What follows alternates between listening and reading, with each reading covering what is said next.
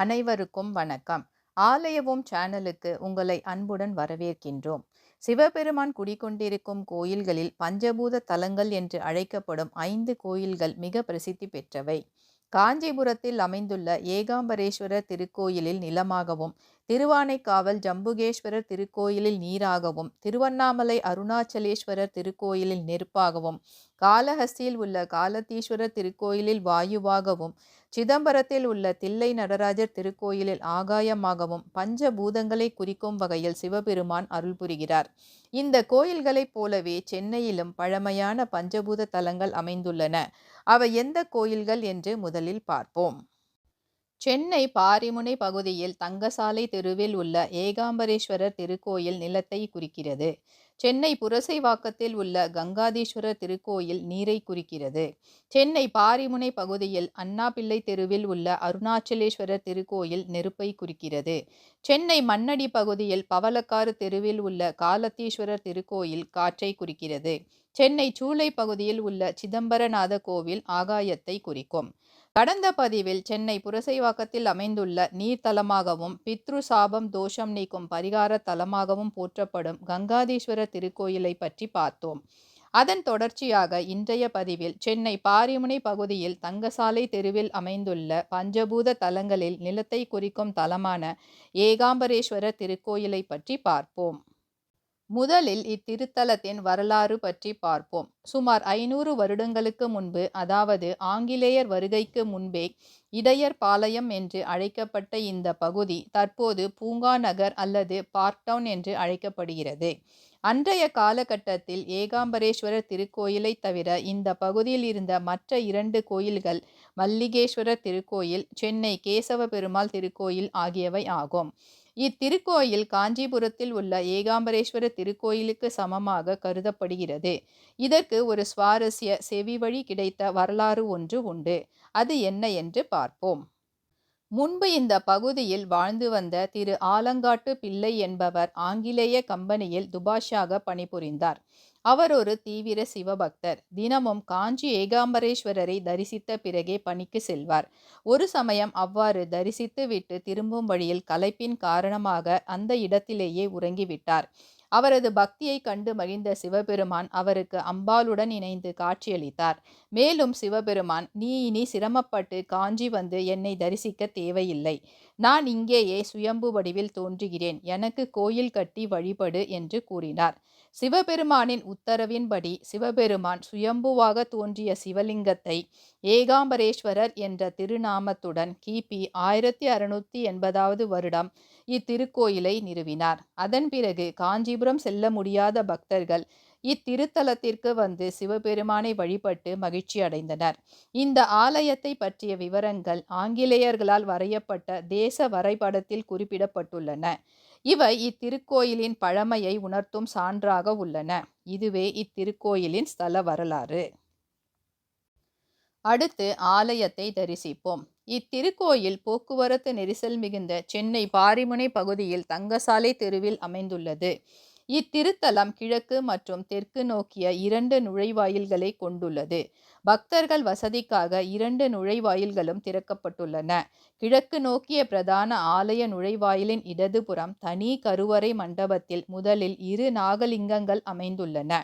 அதை அடுத்துள்ள கருவறை சன்னதியில் கல்லால மரம் மற்றும் அரச மரத்தடியில் அரசமர ராமநாதேஸ்வரர் என்ற திருநாமத்தில் சிவபெருமான் சிறிய லிங்க வடிவில் கிழக்கு நோக்கி அருள்பாலிக்கிறார்.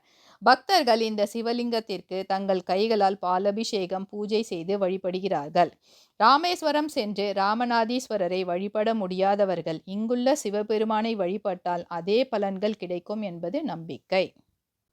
பிரதான ஆலய நுழைவாயிலில் அமைந்துள்ள சிறிய நடைபாதையை கடந்து சென்றால் 7 நிலைகள் கொண்ட பிரம்மாண்ட ராஜகோபுரம் அமைந்துள்ளது.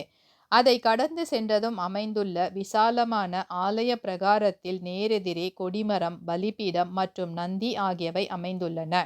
அதை அடுத்து 16 கால் மண்டபம் அமைந்துள்ளது. இந்த மண்டபத்தில் பல உற்சவர் சன்னதிகள் அமைந்துள்ளன. லக்ஷ்மி மற்றும் சரஸ்வதியுடன் காட்சி தரும் சுக்கிரவார அம்மன் சன்னதி, 63 நாயன்மார்கள் உற்சவர் சன்னதி, உற்சவர் சுப்பிரமணியர் சன்னதி, உற்சவர் சோமாஸ்கந்தர் சன்னதி, சந்திரசேகரர் சன்னதி, நடராஜர் சன்னதி, 6 முகங்கள் கொண்ட சண்முகர் தனது துணைவியர் வள்ளி தெய்வானையுடன் உள்ள சன்னதி, பிச்சாடனர் சன்னதி ஆகியவை அமைந்துள்ளன. இந்த மண்டபத்தை அடுத்து அமைந்துள்ள கருவறை மண்டபத்திற்கு முன்பு இடதுபுறம் சித்தி புத்தி சமேத துவார விநாயகர் மற்றும் வள்ளி தெய்வானை சமேத துவார சுப்பிரமணிய சன்னதிகள் அமைந்துள்ளன. அடுத்து பிரம்மாண்டமாக உள்ள கருவறை மண்டபத்திற்குள் நுழைந்ததும் நேரெதிரே மூலவர் கருவறை சன்னதி அமைந்துள்ளது. கருவறை சன்னதியில் மூலவர் ஏகாம்பரேஸ்வரர் பிரம்மாண்ட சிவலிங்க வடிவத்தில் கிழக்கு நோக்கி பக்தர்களுக்கு காட்சி தருகிறார். இங்கு குடிகொண்டிருக்கும் ஏகாம்பரேஸ்வரர் சென்னையில் அமைந்துள்ள பஞ்சபூத சிவத்தலங்களில் நிலத்தை குறிப்பவராகவும் காஞ்சிபுரத்தில் அருள் புரியும் ஏகாம்பரேஸ்வரருக்கு இணையானவராகவும் போற்றப்படுகிறார். மூலவர் கருவறை சன்னதியை சுற்றி கோஷ்டத்தில் கணபதி, தட்சிணாமூர்த்தி, மகாவிஷ்ணு, பிரம்மா, துர்க்கை மற்றும் சண்டிகேஸ்வரர் அருள்பாலிக்கின்றனர். மூலவர் கருவறை சன்னதிக்கு எதிரே சிவசூரியன், சிவச்சந்திரன் காட்சி தருகின்றனர். மூலவர் கருவறை சன்னதிக்கு இடதுபுறம் தனி கருவறை சன்னதியில் அன்னை காமாட்சி அம்மன், ஆவுடையார் போன்ற காமகோடி பீடத்தில் நின்ற திருக்கோலத்தில் தெற்கு நோக்கி பக்தர்களுக்கு காட்சி தருகிறாள். அன்னையின் இந்த தோற்றம் சிவனில் சக்தி அடக்கம் என்பதை உணர்த்தும் விதமாக அமைந்துள்ளது. காமாட்சி அம்மனின் பாதத்திற்கு முன் ஸ்ரீசக்கரம் உள்ளது. அம்பாள் சன்னதிக்கு நேரெதிரே வெளிப்பிரகாரத்தில் கொடிமரம், பலிபீடம் மற்றும் சிம்ம வாகனம் ஆகியவை அமைந்துள்ளன. இத்திருத்தலத்தில் அம்பாள் சன்னதிக்கு நேரெதிரே தெற்கு திசையில் கோபுரத்துடன் கூடிய நுழைவாயில் அமைந்திருப்பது குறிப்பிடத்தக்க ஒன்று. காஞ்சி மகா பெரியவா சந்திரசேகர சரஸ்வதி சுவாமிகள் இங்கிருந்த அக்ரஹாரத்தில் 1 மாதம் தங்கியிருந்த போது இத்திருக்கோயிலின் தெற்கு வாசல் வழியாக வந்து காமாட்சி அம்மனை தரிசனம் செய்வதை வழக்கமாக கொண்டிருந்தார் என்று கூறப்படுகிறது. கருவறை மண்டபத்தில் காமாட்சி அம்மன் சன்னதிக்கு நேரெதிரே அம்மனின் பார்வையில் நவகிரக சன்னதி அமைந்துள்ளது மற்றுமோர் சிறப்பு. குறிப்பாக இங்கு நவகிரக சன்னதியில் உள்ள சனி பகவான் திருநள்ளாறு கோயிலில் உள்ள சனி பகவானை போன்று மிகவும் சக்தி வாய்ந்தவர் என்று கூறப்படுகிறது. இவரை சனிக்கிழமைகளில் வழிபட்டு வந்தால் ஜாதகத்தில் சனிதோஷம், சனிப்பெயர்ச்சி காரணமாக ஏற்படும் கெடுபலன்கள் வெகுவாக குறைந்து நற்பலன்கள் ஏற்படும் என்பது இங்கு வரும் பக்தர்களின் நம்பிக்கையாகவும் அனுபவமாகவும் உள்ளது. கருவறை மண்டபத்தை சுற்றி வலம் வருகையில் விருத்தகிரீஸ்வரர் சன்னதி, ஆதிசங்கரர் சன்னதி, நாயன்மார்கள் சன்னதி, நால்வர் சன்னதி, பிரதான விநாயகர் சன்னதி, பிரதான சுப்பிரமணியர் சன்னதி ஆகியவை அமைந்துள்ளன. அதையடுத்து திருவாலங்காட்டில் உள்ள வடாரண்யேஸ்வரர் போலவே இங்கும் ஒரு வடாரண்யேஸ்வரர் சன்னதி உள்ளது. அவரை அடுத்து காசி விஸ்வநாதர் சன்னதி கிழக்கு நோக்கி அமைந்துள்ளது. இவரின் கருவறை சன்னதிக்கு வெளிப்புறம் சப்த ரிஷிகள் சுதை சிற்பம் அற்புதமாக அமைந்துள்ளது. அடுத்து அன்னபூரணி மற்றும் விசாலாட்சி சன்னதி அமைந்துள்ளன. மண்டபத்தில் மற்றுமொரு குறிப்பிடத்தக்க அம்சம் என்னவென்றால் இங்கு பஞ்சபூத தலங்களில் குடிகொண்டிருக்கும் சிவபெருமானின் சன்னதிகள் அமைந்துள்ளன.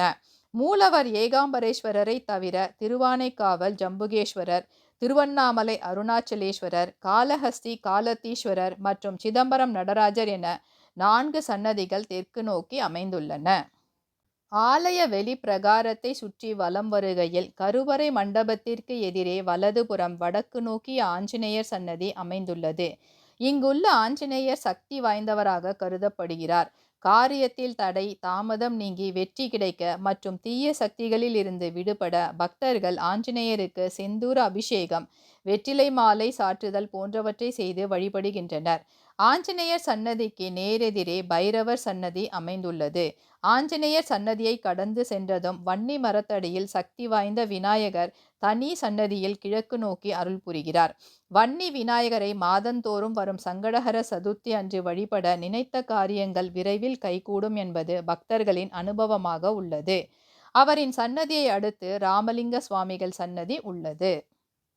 அதையடுத்து உள்ள 2ஆம் பிரகாரத்தில் இடதுபுறத்தில் வாவேஸ்வர் மகாதேவ் சன்னதி உள்ளது.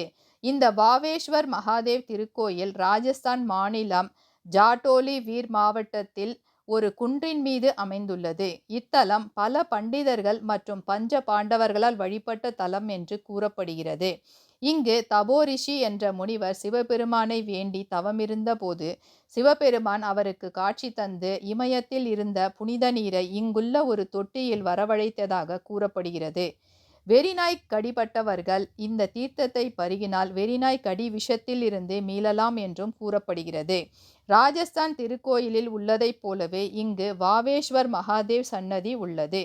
சன்னதியில் சிவபெருமான் வன்னி மற்றும் அரச மரத்தடியில் சிறிய லிங்க வடிவில் நாகர்களுடன் காட்சி தருகிறார். இந்த சன்னதி 2005ஆம் ஆண்டு பிரதிஷ்டை செய்யப்பட்டது. இந்த சன்னதியை அடுத்துள்ள மற்றுமோர் பிரகாரத்தில் தனி சன்னதியில் ஒரே கல்லில் சப்த நாகத்தின் முன்புறம் பஞ்சமுக விநாயகரும் பின்புறம் முருகப்பெருமானும் அருள்பாலிப்பது தனிச்சிறப்பாகும். அடுத்த சன்னதியில் பஞ்சநாகத்தின் கீழ் விநாயகர் மற்றும் தனியே சிவலிங்கம், நந்தி ஆகியவை அமைந்துள்ளன. இவற்றிற்கு பின்புறம் ஆலயத்திற்கு வெளியே கம்பா நதி என்று அழைக்கப்படும் ஆலய திருக்குளம் அமைந்துள்ளது. தலவிருட்சம் மாமரம். பிரார்த்தனை சிறப்பு.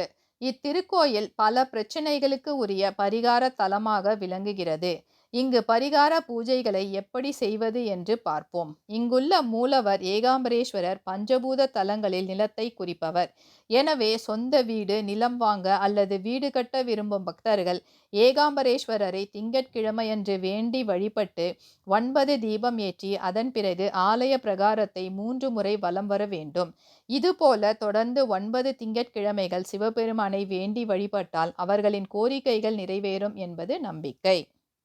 திருமண வரம் வேண்டுபவர்கள் இத்திருக்கோயிலுக்கு பிரதோஷம் அன்று வந்து உற்சவர் சிவபெருமானை வேண்டி அவருக்கு மாலை சாற்றி அர்ச்சனை செய்து வழிபட வேண்டும்.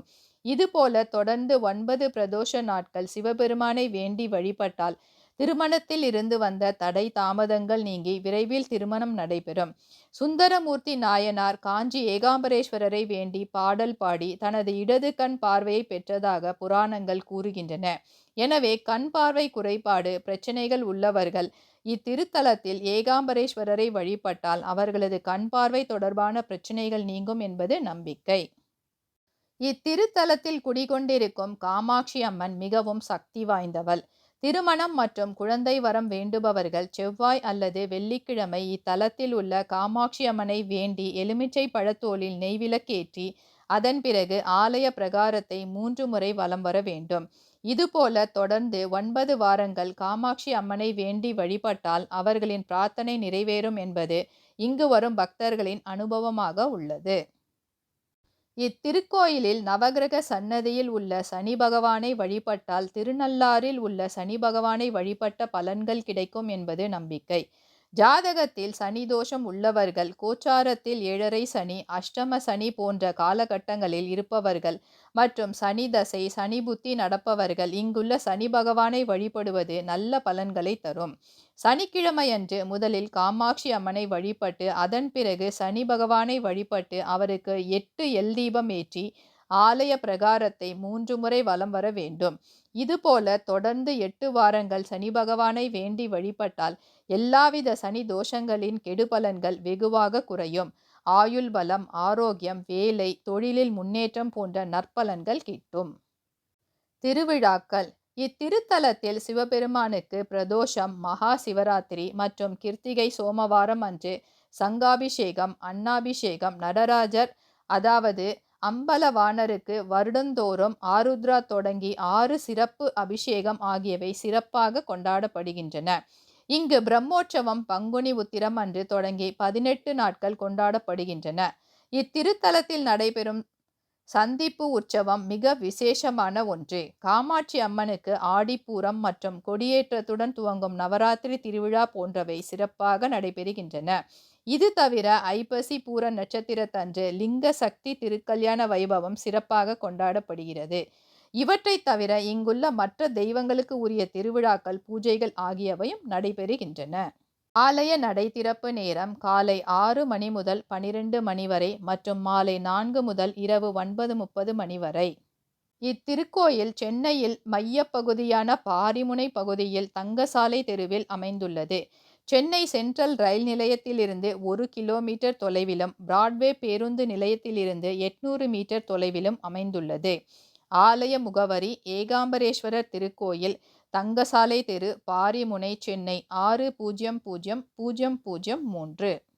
போன்ற ஆன்மீக தகவல்கள், ஆலயங்கள், சித்தர்கள் வரலாறு, கிரக பெயர்ச்சி பலன்கள் ஆகியவற்றை அறிந்து கொள்ள ஆலய ஓம் யூடியூப் சேனலுக்கு சப்ஸ்கிரைப் செய்யுங்கள். நன்றி, வணக்கம்.